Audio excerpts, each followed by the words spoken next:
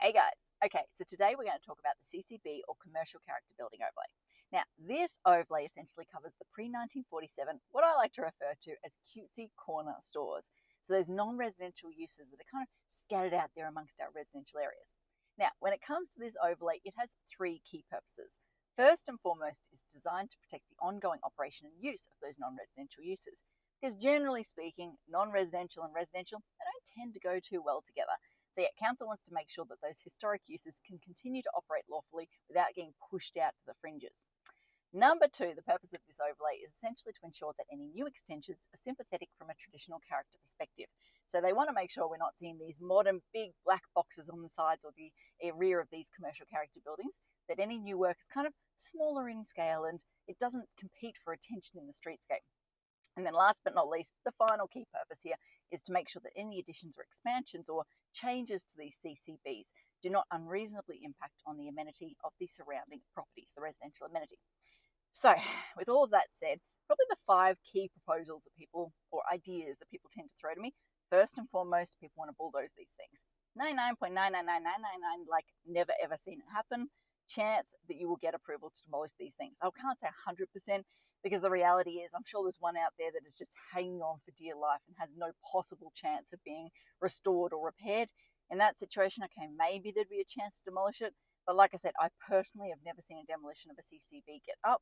So you can basically rule it out as an option. The next one that everyone likes to throw at me, same response here, raising it up. 99.99999% chance, never seen it before, are you going to be allowed to raise these things up? Because they are known as being humble little cutesy corner stores. And the minute you raise it up, it just totally changes the look or the vibe of these things. It also doubles the floor area, which creates a flow-on heap of different amenity impacts to the neighbours and all of that sort of stuff. So yeah, very, very unlikely that you're going to get approval to do that. The next idea that people throw at me is subdivision. So they go, oh, I just want to chop off the rear, build a new house, like it'll be amazing. Yeah, very, very unlikely. This one's not quite 99.999, but I'm going to say maybe 90, 95% chance that the answer is no. And the reason is that when you go and chop off the backyard, you essentially remove any possible street or off-street parking for that use. So you're basically signing the, what's the way to say this? You're basically agreeing to always have amenity impacts from a parking perspective on the street and to never be able to cater for your own parking on site if you go and chop off the rear backyard. So it's not really a path that council wants to go down. Next idea, this one's super common, coffee shop. Everyone goes, oh, I want to convert it to a coffee shop. There is a lot out there.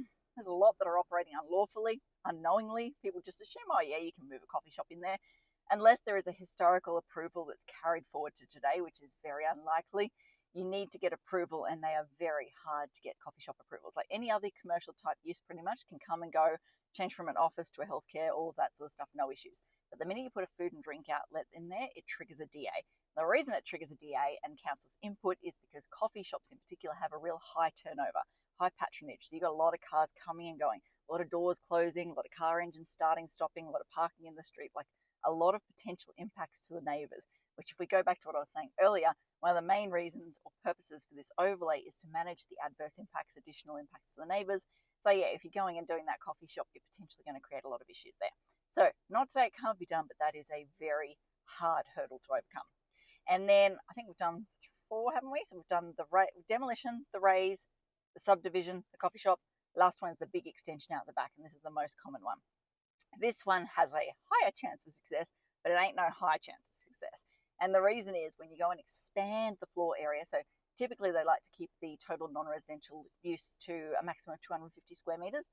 When you're going expanding that, you're creating a demand, a theoretical demand for extra parking. You're creating a theoretical impact in terms of acoustic issues for the neighbours, all of that sort of stuff. So again, I sound like a broken record here, but you go back to the original, one of the original purposes of this overlay is to manage those impacts. If you're extending, it's kind of conflicting with that purpose and creates issues. So yeah, hopefully that gives you the rapid fire introduction to the CCB overlay, what it's about, what the typical outcomes are, all of that sort of stuff. As I like to say, until next time, thanks for watching.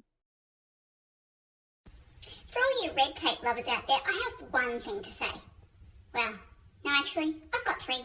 Number 1, the advice provided in these videos is general in nature. It's not site specific. You would be a silly Billy to go and make financial decisions based on this advice without first checking with the town planner. Don't be a silly Billy. Number 2, Brisbane Town Planning is in no way linked to Brisbane City Council. The views expressed in these videos are my own, not Council's. So if you don't like them, blame me, not Council. Number 3, what was my number 3? Oh yeah, the views expressed in these videos are accurate at the time of recording. If you're watching this video back 10 years from now, the views may not be so accurate. That's all.